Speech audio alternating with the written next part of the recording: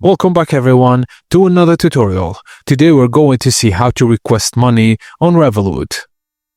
First thing first, Revolut makes it simple and free to request money from friends, family or colleagues. With support for 15 different currencies, instant transfers and no complicated bank details, requesting money is fast and convenient.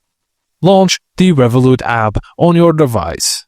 Tap the Payments button on the home screen, then select the option to request funds.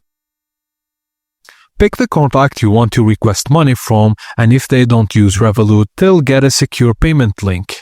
You need to enter details like selecting the currency and the amount.